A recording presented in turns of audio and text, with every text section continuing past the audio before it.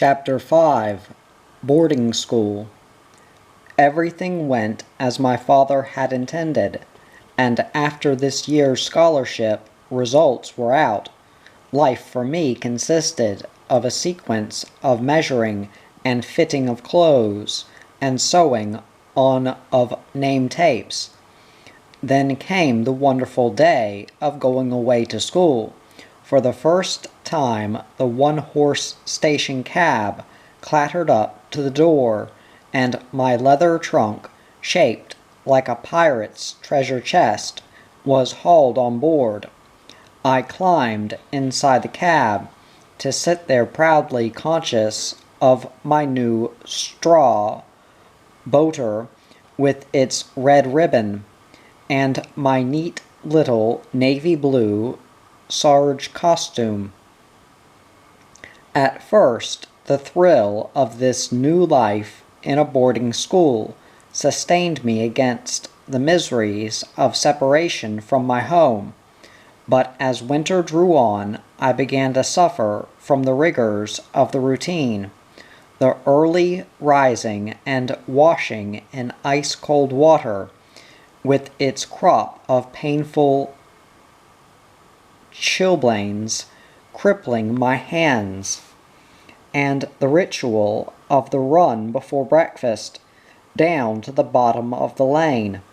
In the autumn sunshine this had been fun, but in November fogs or January snows I would try to outwit the vigilance of the prefects, whose duty it was to see that everyone touched the gate at the end of the track.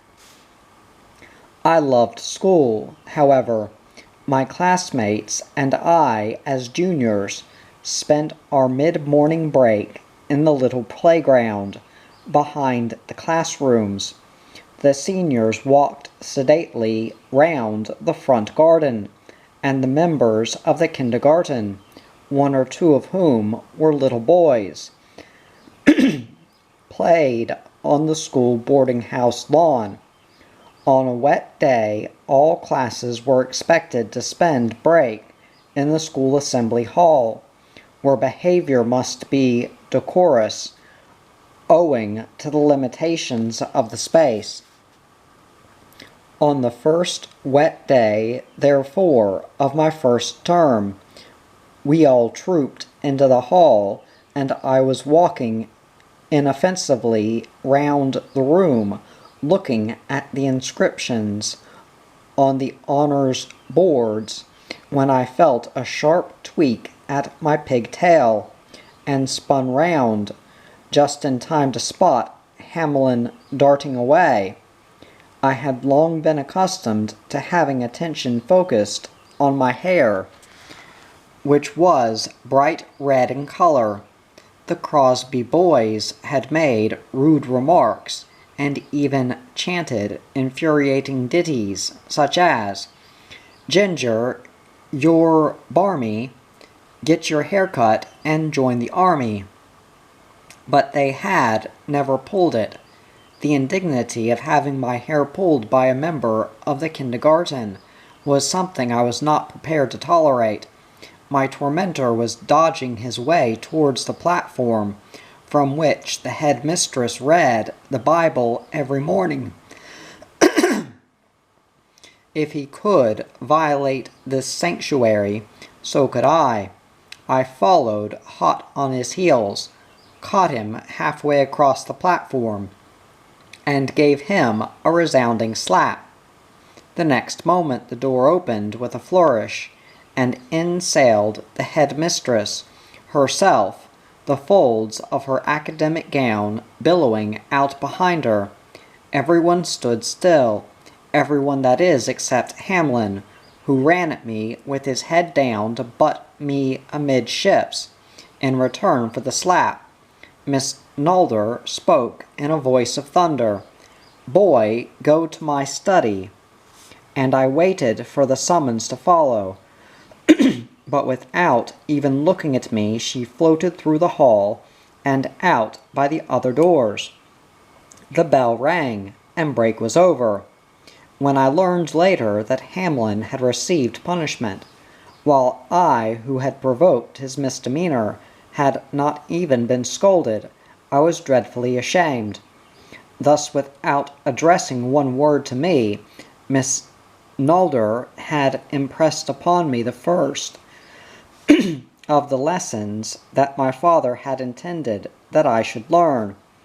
I knew now that a lady does not provoke a member of the opposite sex to anger, because he is in honor bound to refrain from using his superior strength against her.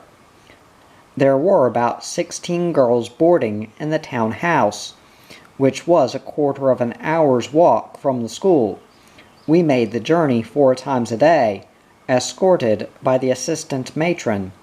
On these journeys we had to walk 2 by 2, but sisters were not allowed to walk together, so as I was the newest pupil, I was always looking for a partner and generally found myself condemned to walk with the escort.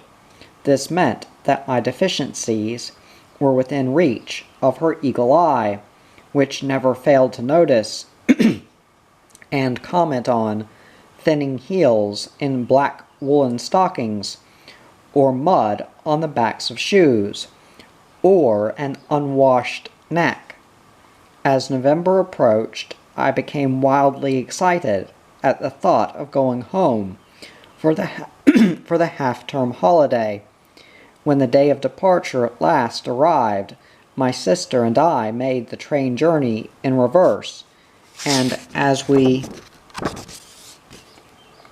pulled into Scunthorpe Station 3 or 4 hours later, we craned our necks out of the carriage windows to catch the first sight of Daddy and Tips.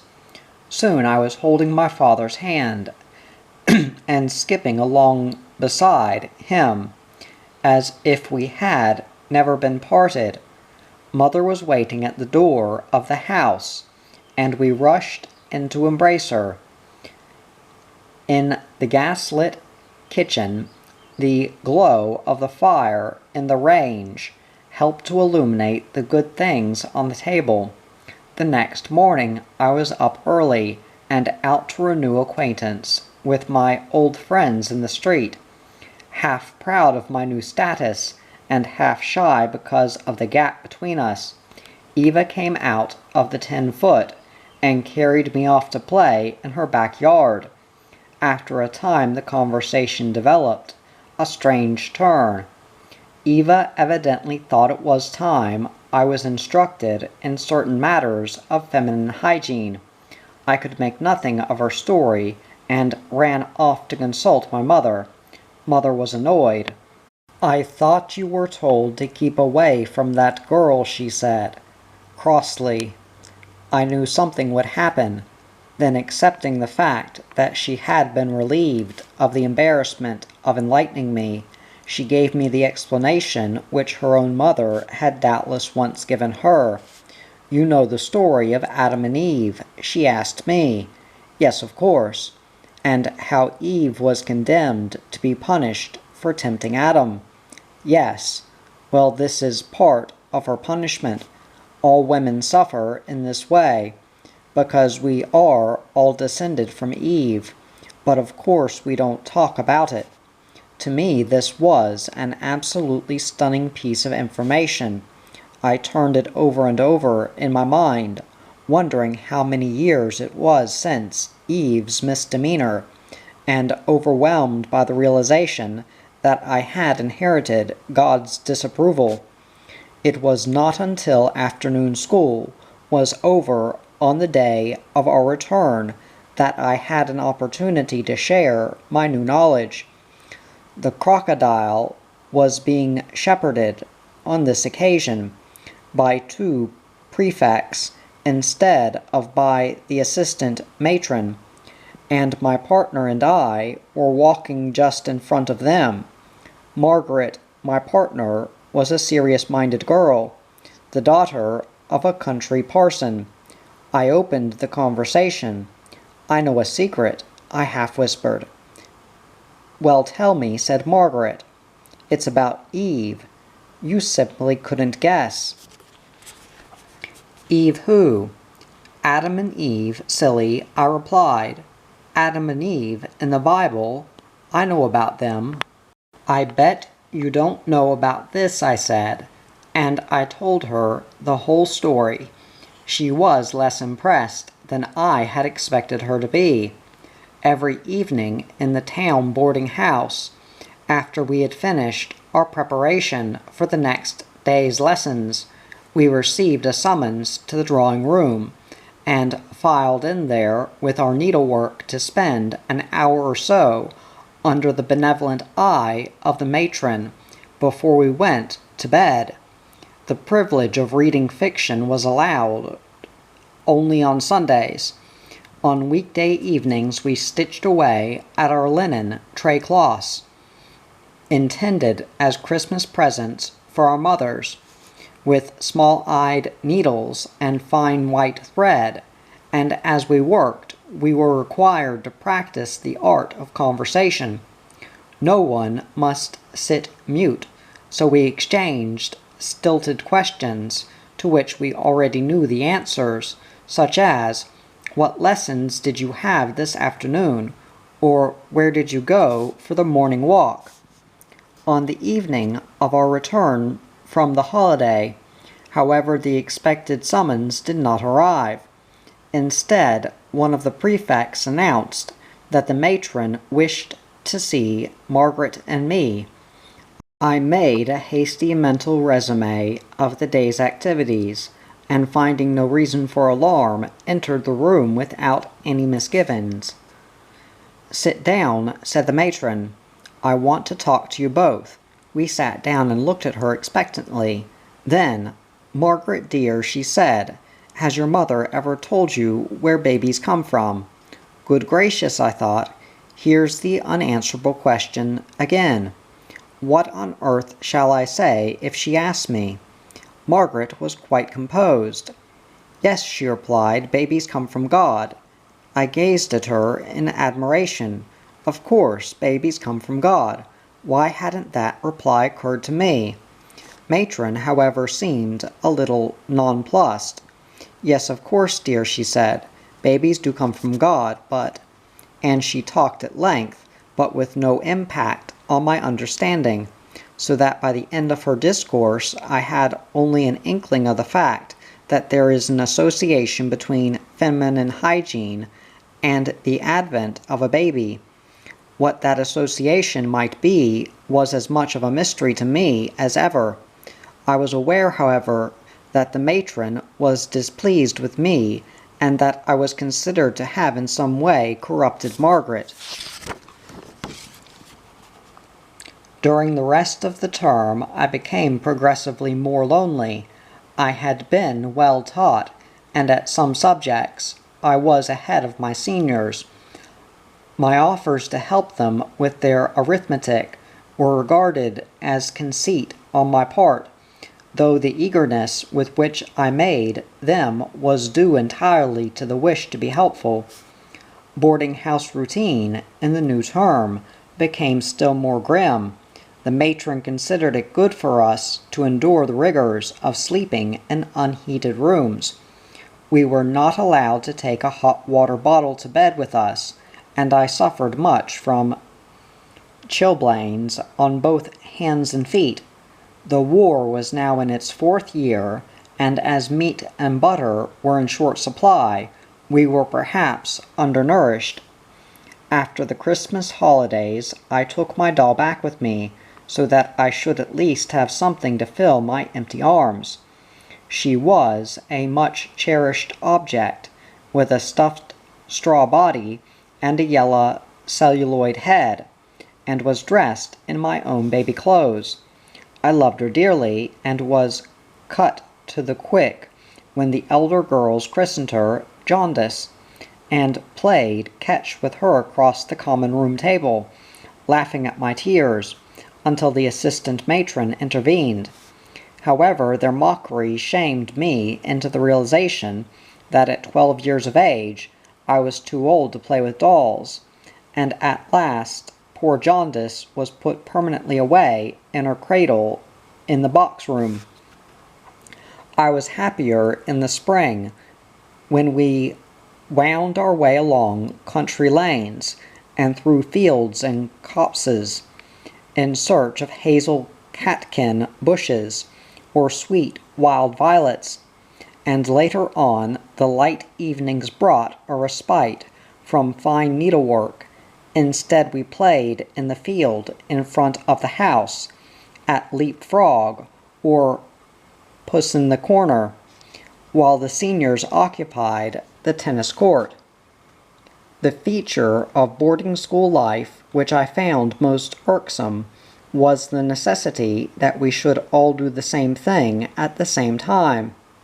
I was perpetually frustrated by the cry, "Where's Phyllis Taylor?" and I then had to wrest myself from the absorbing interest of the moment and come and take my place in the file. At home I could have finished what I was doing and then run all the way to school, if necessary. Here I must take my appointed place at once, even if it involved a further wait of 10 minutes for the word to start. By the time the summer came, I had not found a kindred spirit, and I was always in trouble. I had a sensitive conscience about my misdemeanors, and tried hard to be good, but my efforts were often abortive. There was one little girl whose nervous mannerisms irritated me unbearably. Her fingers were continually occupied in tying and untying the knot in her gem-slip girdle. One day, in an attack of spite, I took the white flesh of her arm between my finger and thumb and pinched her as hard as I could. The mark of my thumbnail was visible as a pink crescent beneath her blouse. Iris cried a little, but she did not tell any tales. For a couple of days I endured the reproaches of my conscience. When I could no longer resist them, I asked for an interview with matron. I entered the drawing-room with many misgivings, but I found that matron believed that confession was good for the soul. She instructed me to tell my story all over again to Iris's elder sister, who was coming to visit her at the weekend. I lay awake, worrying about this for another night, but in the end the sister spoke very kindly to me, adding that she was sure I would never do such a thing again. I was deeply grateful for this positive assumption, and vowed to myself that I would not let her down. Towards the end of the summer holidays, a letter arrived at home to say that as the matron had now reached 70 years of age, the town boarding house was to be closed. There was not room in the schoolhouse for the overflow of boarders, and so the headmistress had found accommodation for some of us in private houses in the town. My sister and I were going to stay with a widow lady who had a daughter of our own age. We rejoiced to hear this news, but we did not yet know the circumstances. In September then we returned to school, but not to the confinement of life in a boarding house. We were rather startled to find that the little girl with whom we were to share the house was not like other children. She was odd to look at, having a low forehead and almost no chin, and she spoke in a way that was only partly comprehensible to us, interspersing grunts and chortles among the syllables we recognized.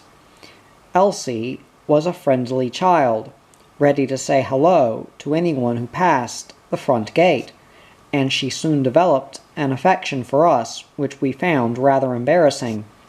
She set out to copy all our activities, sitting opposite to us at the table after tea as we prepared the next day's lessons, covering pages and pages of her exercise books with round O's, and all the time making the disagreeable noises in her throat.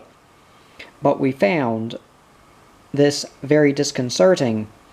Then one day it occurred to me that if she could make round O's, she could be taught to make other letters, and with no conception of what I was taking on, I embarked on the task of teaching her to recognize and then to reproduce in writing, in capitals, the letters which formed her own name. I would write in her book one letter, and for 2 or 3 days she would copy that letter instead of an O. Then I would give her the next one. Before Christmas she could write without a copy her full name, and I was surprised and delighted when her mother gave me a silver half-crown as a thank offering for my efforts. Though Elsie's stubborn determination was an asset in such a situation, it could also have a more devastating effect. On Saturday mornings my sister and I practiced our exercises on the piano in the sitting room. The moment the piano stool was vacated, Elsie would install herself on it to practice her imaginary exercises, producing hideous discords for interminable periods. On one occasion, having tried to dislodge her by persuasion and cajolery in vain, I went up behind her and put my arms around her, intending to lift her off the stool. At this, Elsie's fury exploded. She burst out of my arms, grabbed the bagatelle cue which was lying on the table, and with what seemed murderous intent pursued me round the table. Seeing that she was in earnest, I fled through the open door of the room, and raced upstairs and along the landing at breakneck speed, with Elsie pounding along after me, brandishing the cue. I was only just in time to bang my bedroom door in her face, and I leaned against it, panting, until I heard once more the discords from below. After this episode, our parents thought it advisable to find new lodgings for us. I had soon discovered that in the boarding house, the scholarship kids were not regarded as the elite, as they had been in the elementary school. Here brains, if you had any, were regarded more as an obstacle, at any rate, to popularity, than an asset, and if you had the least suspicion that you had any, it was fashionable to take every precaution against revealing the fact. This sort of strategy was foreign to my nature. I reveled in my ability to understand problems which baffled my fellows, and was eager to share with them my joy in solving the puzzles. This perhaps did not endear me to them. I was very happy, however, among my classmates. We of Form 4B considered that our form mistress was the most talented, as well as the most beautiful, of the whole teaching staff. Miss Nation taught us English and Scripture, and in these subjects she opened for me the gateway to an abiding appreciation of truth and beauty. At Crosby I had acquired a good vocabulary and learnt how to write sentences fluently. At Louth I discovered what lay beyond the bare bones of grammar, and became aware of the visions which can be conjured up by a skilful use of words.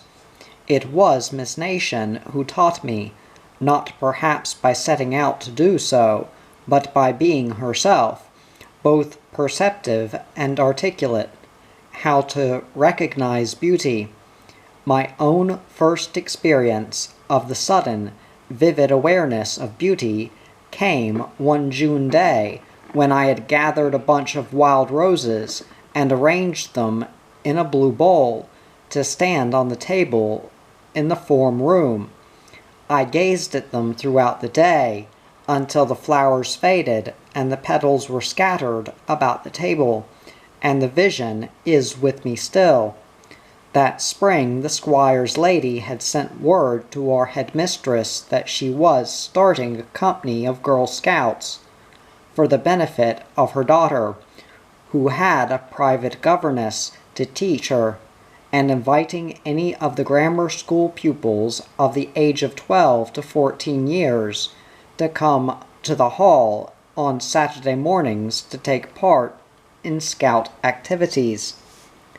I did not need to be asked twice.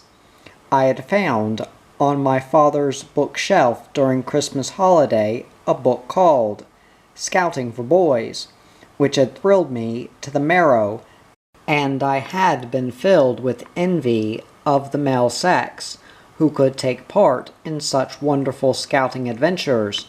The next Saturday morning, a number of the girls in my class set out for the hall.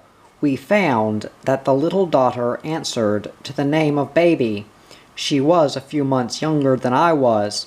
To me, she was the embodiment of the fairy tale princess, with hair like spun gold, a peach-like complexion, and a merry and generous-hearted temperament. Miss Beck, the governess, was our scout mistress. She told us that we had enrolled in the Parents' Union of School Scouts as a fellowship member, and we had to embroider these initial letters round the edge of our homemade patrol badges. It took the uninitiated no time at all to dub us the Possum Patrol.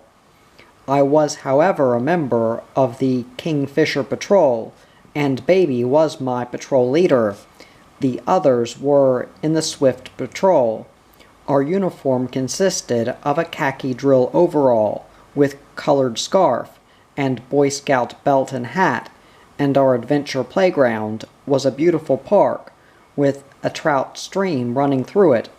Here we played deliriously exciting games of tracking and stalking and flag raiding, and cooked sausages and chipped potatoes, and fought battles, and tied knots, and mended imaginary broken limbs, and life was inestimably well worth living. I was unaware that I had fallen deeply in love with Baby.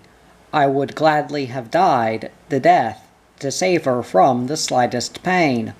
My heart beat faster whenever she admitted me to her confidence, and on the threshold of sleep I would dream heroic dreams in which I plunged into the mill pond to rescue her from drowning, or threw myself before the hooves of her horse, galloping towards the top of a cliff.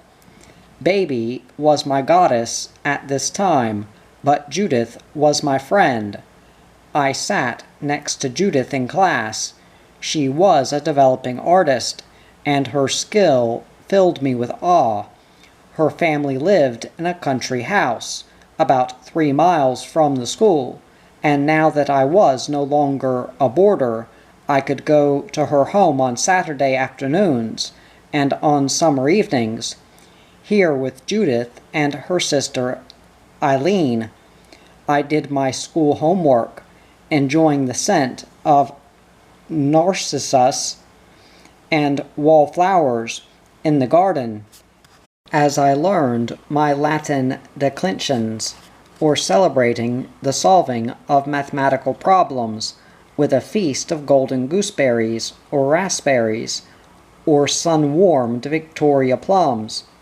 I had a bicycle now, and could cover the distance between our houses in record time. On Friday afternoon, in the summer, Judith and Eileen would remind me to take some ice out with me on my next visit.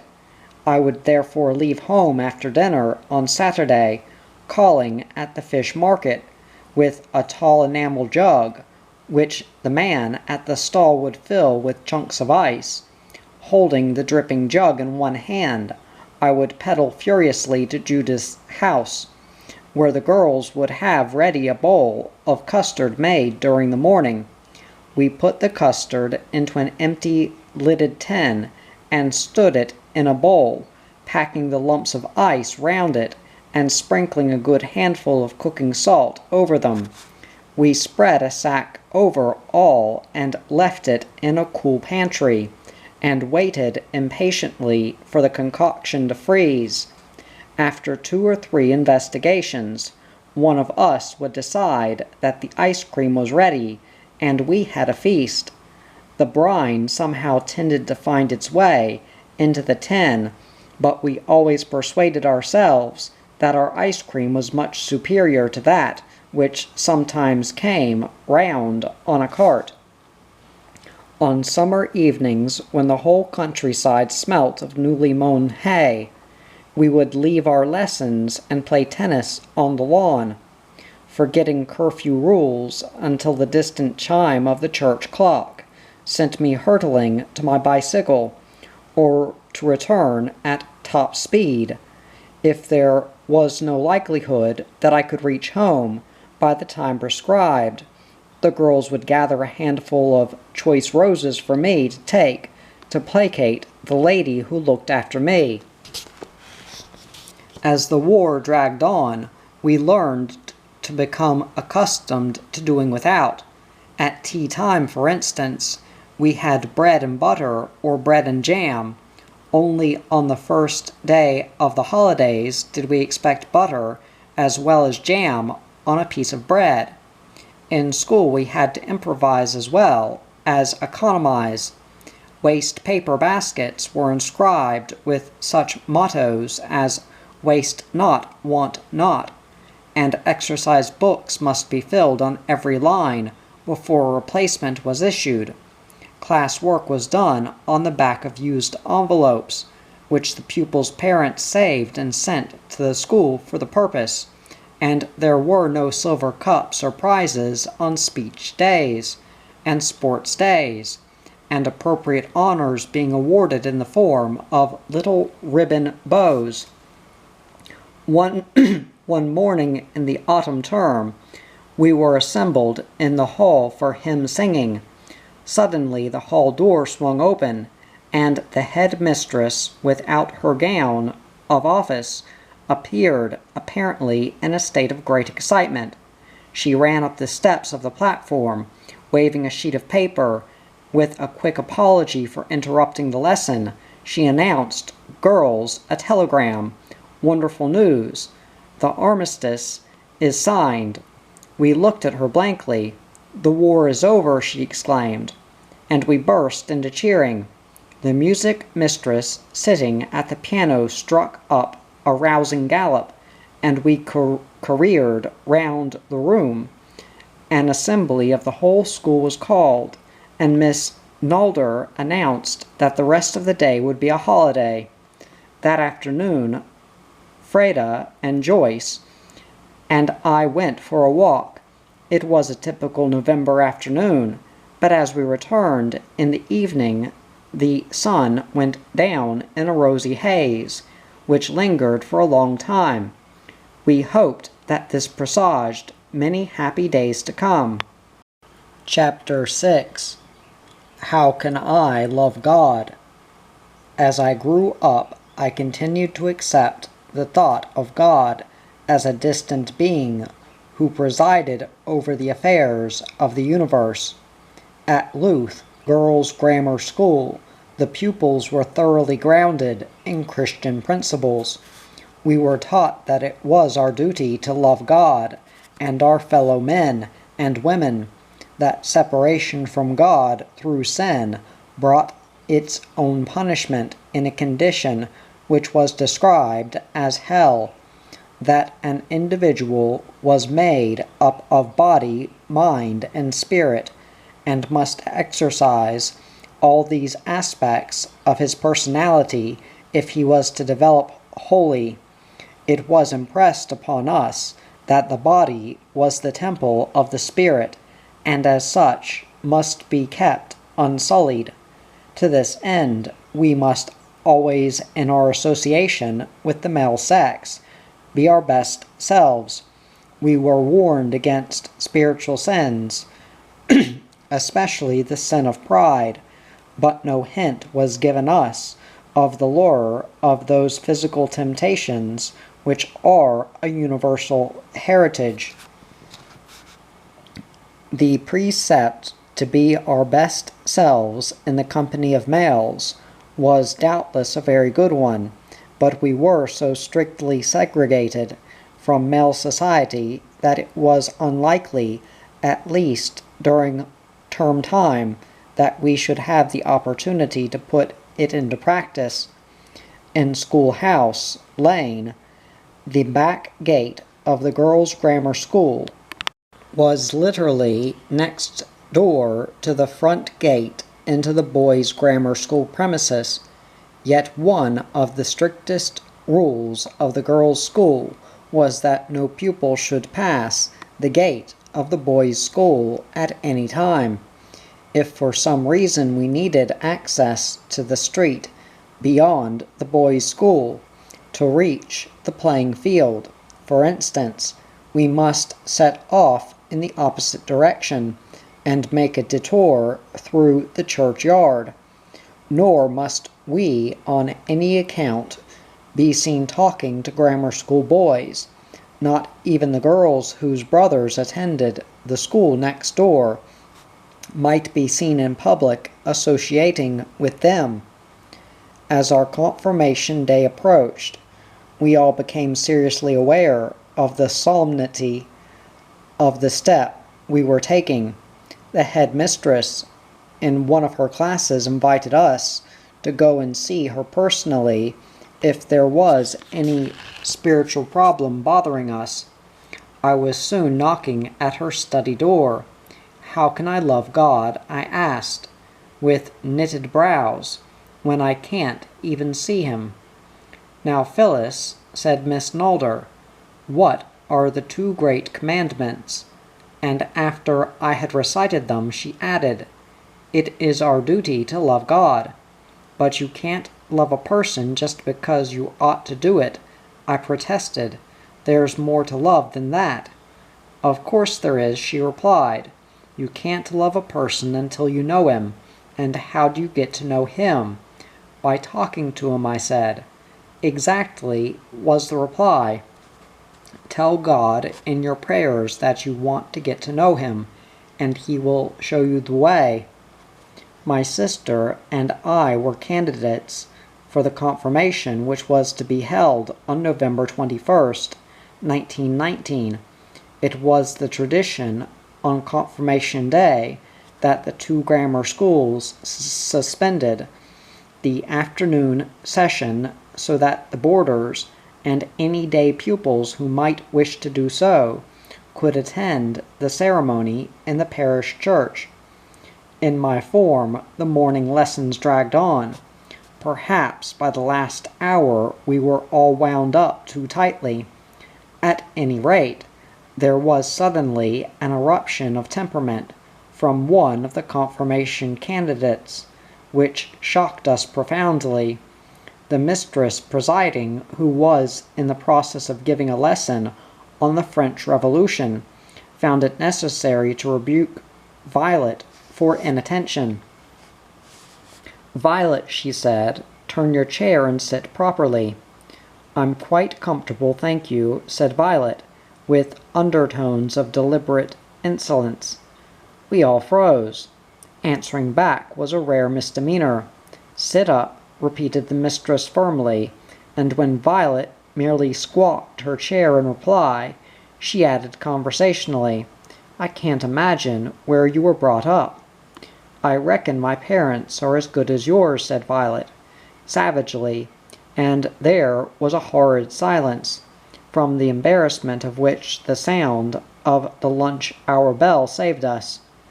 Violet was told to stay behind, and we all filed out in subdued dismay. Later on, rumor had it that Violet had had to go to see the rector, and we were afraid that the sacrament of confirmation might be withheld from her. The fact was, as we learnt, that Violet, one of the schoolhouse boarders, had that morning received a letter from home bringing her bad news. When this was revealed to us, we were all very sad for her. Mother arrived during the morning and brought with her the devotional books, which were our parents' gift, and the new white dresses which we were to wear for the ceremony. In the afternoon, the candidates gathered at the rectory to have their veils adjusted, and then we proceeded past the pews full of our fellow pupils to our allotted places in the church. The Bishop of Grantham officiated, because the Bishop of Lincoln was ill. As his hands rested on my head, I determined that I would try to be good forever. In those surroundings, where even the rugged stone pillars seemed to be impregnated with the spirit of holiness, and the delicate tracery of the carvings bore witness to the devotion of our ancestors, goodness seemed easily attainable. Chapter 7. Feet of Clay. The Girl Scout adventure now seemed to be over. Miss Beck had left to be married, and Baby was often away from home. I saw her rarely. When I was walking home from school, she occasionally flashed past in a little yellow open car, waving gaily from the dicky seat at the back, but I was not able any more to converse with her. However, there was always the chance that her family would arrive to occupy the velvet-cushioned squire's pew in the front row at church on a Sunday morning, and I could at least gaze at her there. I would be in my place in good time, listening to the opening and closing of the heavy door far behind me. The moment Baby had set foot in the aisle, I was aware of it, through a prickling sensation in the back of my skull. Her elders led the way to their seats, so Baby was able to give me a roguish glance as she passed, at which my heart would thump so loudly that it seemed as if all the congregation must hear it. During the sermon her head would slew round inch by inch, until, under the brim of her pink straw hat, her dark eyes were peering at me through a golden fringe, and my emotions would almost suffocate me. On Sundays there was always church to go to, but rainy Saturdays were dreary days. My sister and I, in our lodgings, would work at our lessons, and at our music practice, and read and play draughts, and long for something exciting to happen. On one such Saturday afternoon at the end of May, when lowering clouds and penetrating rain had persisted all day, my sister left the house at about 3:30 to go to the music master's house for her piano lesson. I did not expect her back for an hour or so, and was just settling down to work a jigsaw puzzle by myself, when the front door opened with a bang, and she burst in again. "Something dreadful's happened," she called out. "There's been a cloudburst up in the hills, and the river's in flood. All the bridges are down, and it's impossible to get across the town."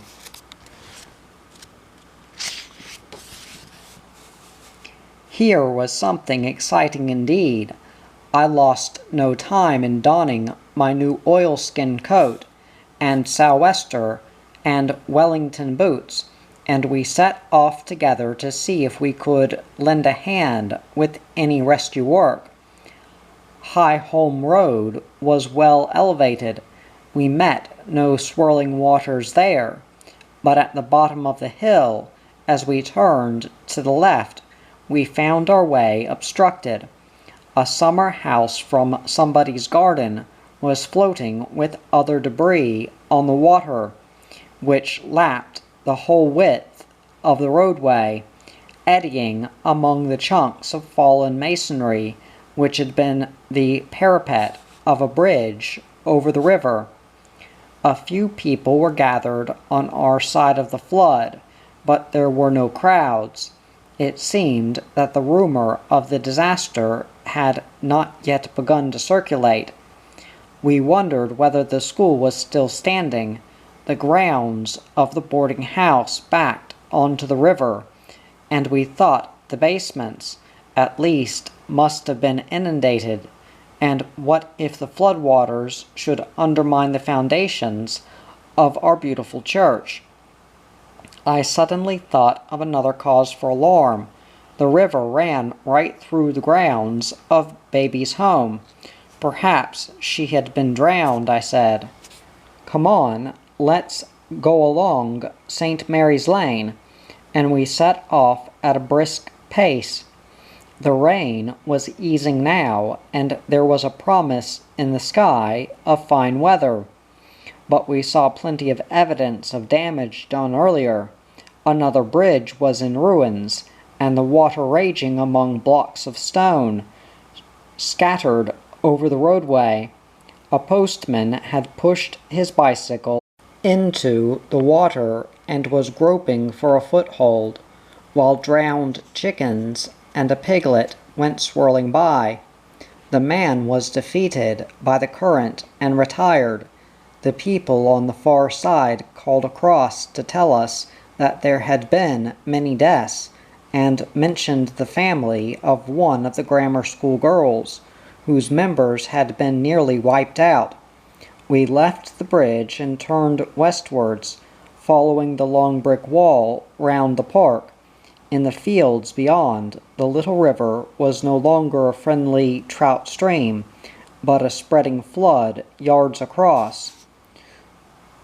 Two mackintoshed figures came into view. One was that of a stranger, the other was baby herself. No, baby said, in answer to our question. The water had not threatened the house, but all her prized chickens had been swept away. When Brown came up to the hall and said so, I told him he was a bloody liar, said baby, but it turned out to be true.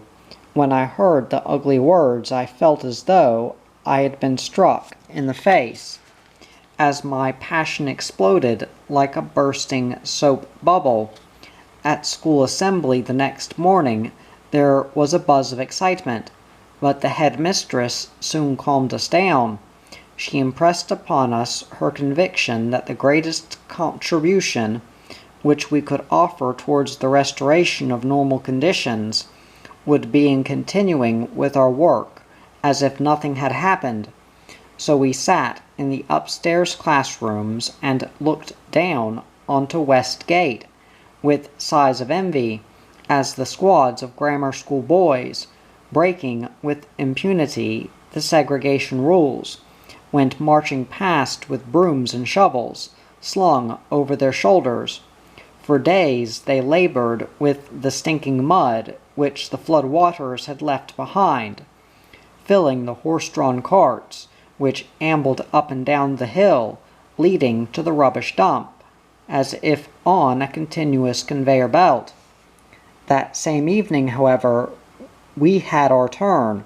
An urgent appeal went out from the postmaster for helpers to deliver telegrams. The morning newspapers had carried sensational reports of the disaster, and the little post office had been swamped with telegrams, which were now stacked in piles awaiting delivery.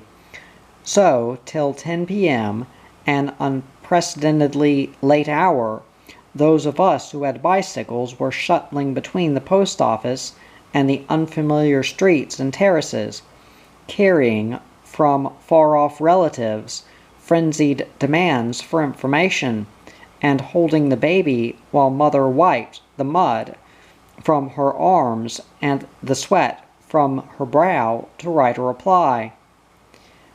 For the rest of that term we were denied access to our playing fields, because the route to them lay past the rubbish dump, and it was feared that an epidemic of some sort might be incubating in the mud. Chapter 8. encephalitis. The new school year, which began in September 1920, brought with it the burden of preparation for an outside examination. I was now in the 5th form, and the following July I must sit for the Cambridge Senior Examination, which was the first step on the way to achieving my chosen career. I began to apply myself more seriously to the matters in hand, having had it impressed upon me that if I did not work hard and pass the examination, I might have to earn my living by serving in a shop. I thought privately that this would be a delightful way to earn my living, so long as the shop was a sweet shop. One of my examination subjects was botany. I was quite familiar with the process of cross-fertilization in plants, and the use of such words as androecium and gynoecium, but it never entered my head that there might be a parallel with this in human reproduction. I had brought up the question of birth again in general conversation, and my mother had taken me to task about it afterwards. "You must not discuss such things before your daddy," she said. "Why not?" I asked. "It's not nice," was the reply. "Why not?" "Oh, for goodness sake, child." "Well, will you tell me how a baby is born?" "It's embarrassing to discuss it," said my mother. "You know how a chicken lays an egg." I did not know how a chicken laid an egg, though I did know that the egg came out of the hen's body. Suddenly, I had a mental picture of a fragile butterfly agonizing on the end of a pin. If egg-laying was like that, I did not want to eat another egg ever again. Well, my mother was saying, a baby is born in the same way, and I had to be satisfied with that.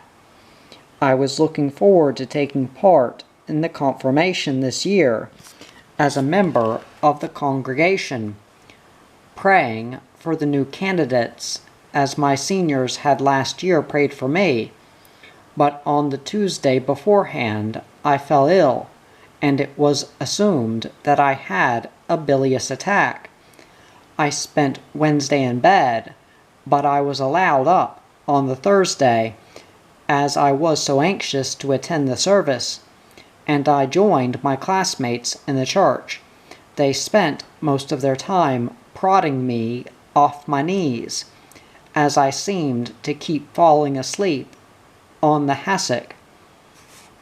On Friday morning I was taken home from school with instructions that I was to go to bed. My sister was sorry for me all alone in the little bedroom at the top of the house, and she brought up the kitten to keep me company.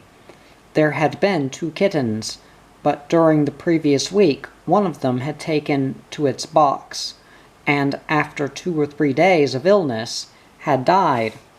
On Saturday, the doctor was called in. His diagnosis was that I was suffering from either enteric fever or meningitis, and my parents must be informed at once. This was no easy matter.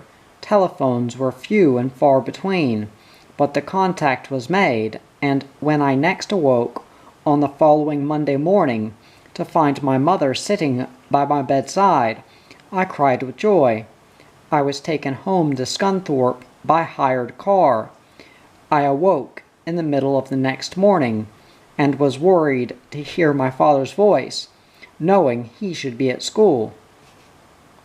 "Is it meningitis, doctor?" I heard him say. He was afraid. Little Ina had died of meningitis. I could not catch the reply. Then my father said again, in tones of profound shock, "Sleeping sickness, doctor. Not the African sleeping sickness, surely?" "No, no," replied the doctor. sleepy sickness, encephalitis, lethargica. Said my father in distress. Is it fatal, doctor? Not necessarily, said the doctor, and I fell asleep again. I slept for several days, conscious only of the efforts of my mother to feed me from time to time, but having no awareness of the passing of the hours. My father told me afterwards of the anxieties of those days. Remembering the death of little Ina, he watched me with increasing fear, doubting my strength to recover. He decided that I needed to be given an incentive for living, to be shocked awake, and he cast about in his mind for some means of rousing me. In a letter home earlier in the term, I had begged for a new hockey stick. The gym mistress had some for sale. Beautiful sticks, double spliced, which she was selling to the girls at a guinea each, and my sister and I had been very much disappointed when our parents had said that this price was more than they could afford. Now my father had an idea. He came and sat by the fire in my bedroom one evening and began a conversation that went on and on. I, with my eyes closed, and wishing all the time that he would go away and leave me to sleep, made the minimum response in slurred monosyllables. My father worked up to his intended climax gradually, chatting about this and that until he came to the question, "What sort of hockey stick have you got?" "Just a little one," I said, through half-closed teeth. "How would you like one of Miss Rigby's new sticks?" he said. I sat up in bed with my eyes wide open. "Oh, Daddy," I exclaimed, "can I really? That would be wonderful." And after that we carried on an animated conversation for so long that my mother had to come up at last and interrupt it. I began to mend from that moment, and I assumed that the incident was the turning point which led to my subsequent recovery. But I was told by a doctor years later that the only reason for my recovery was the fact that the disease had attacked a part of my brain that I could do without. Otherwise, I might have recovered physically, but remained mentally or morally impaired. When my sister came home a fortnight later, she brought flowers and messages from my classmates, and she told me that in the school assembly, prayers had been said daily for my recovery, a piece of information which filled me with awe. At the end of January, in honor of my birthday, I made my first trip downstairs fully dressed. Through the dining room window, the dingy street looked almost beautiful, and the sense of liberation which my first excursion out of doors brought me made me return thanks that I had been restored to health. Did I owe my recovery, I wondered, to the prayers of my friends? I returned to school for the summer term in April, with the knowledge that I should not be sitting for the Cambridge senior examination that year. Miss Nalder had informed my father that she was not prepared to take the risk of submitting my brain to examination pressures until I had had more time to convalesce. I remained in the examination form, however, with the privilege of being under no compulsion to complete the nightly homework assignments, if I found them irksome. My fellow pupils all envied me for this concession, but after a time the pleasure began to pall, and I longed again for something exciting to happen. My sister and I and a younger girl, named Lorna, now lived in a house near the school under Miss Tupholme's care. Joyce was a school prefect. She was studying for a university scholarship and took life more seriously than we did. Lorna and I enjoyed each other's society, and were ready to embark on any adventure which might present itself. One hot Sunday afternoon, we asked permission to take our Bibles out with us to do our scripture homework in the fields. Miss Tupholme gave a reluctant consent, and we set off, but in passing an alley which invited exploration, we made a detour. At the end of the alley there was a tall wooden gate. It was locked. I climbed up to peep over the top, and saw that it was the entrance to an exclusive lawn tennis club.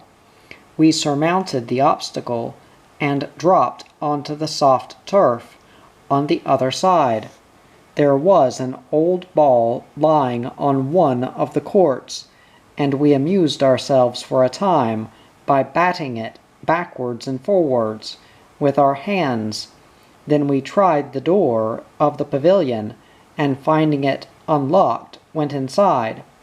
There were one or two blazers and men's straw hats hanging on the pegs, and we tried these on, and disported ourselves accordingly. Then a visitor's book on the table caught our eye.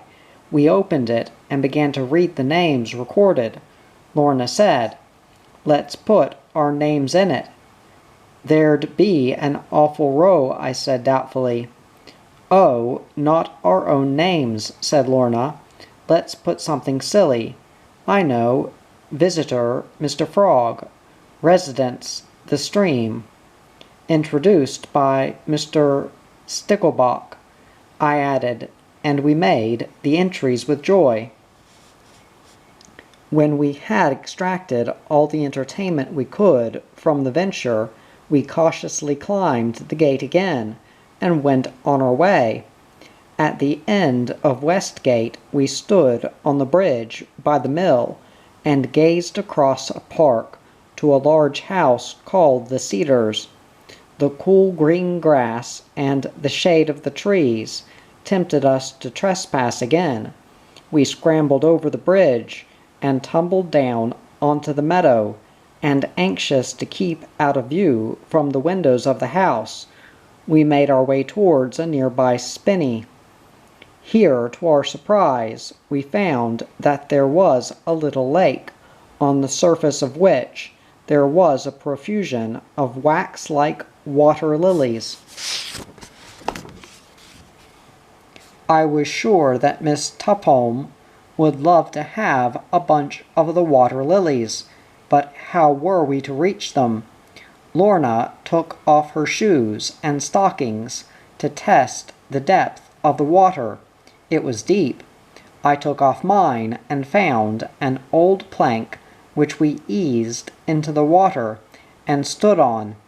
It sank a little way, but remained steady, with the water halfway to our knees. We pushed 2 more planks into the water in the same way, and gingerly tried them out.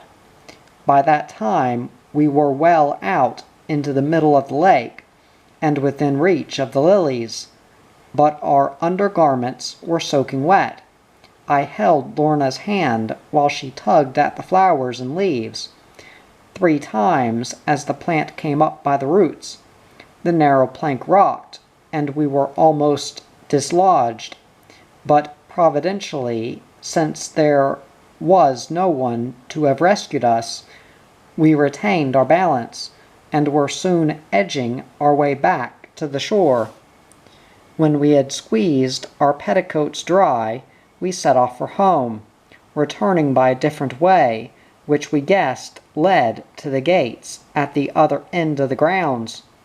As we came out of these gates onto St. Mary's Lane, my heart almost stopped. A policeman pushing his bicycle was walking along the lane toward us.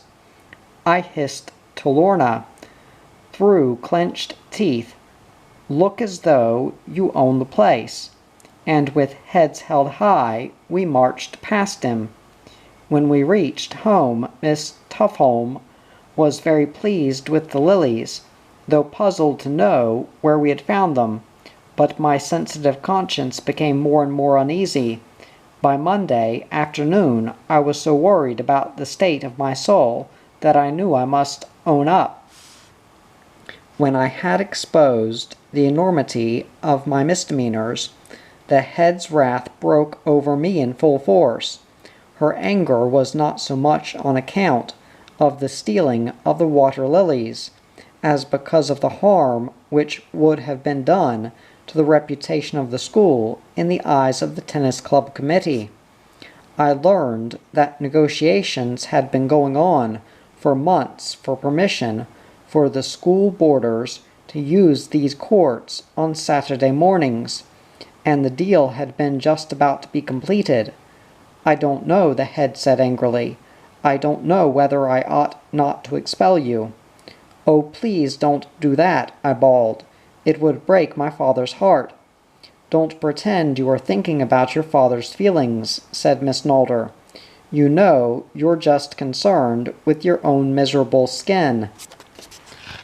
In the end, I think it was tacitly assumed that my bad behavior was due to the after-effects of my recent illness, and the headmistress was lenient with me. I had to write a letter of apology to the secretary of the tennis club committee, report myself to my house mistress, whose disappointment filled me with contrition, and endure the displeasure of the school prefects, among whom my name was mud. As for my poor sister, she was called over the coals for not keeping me in order, and she found this hard to bear.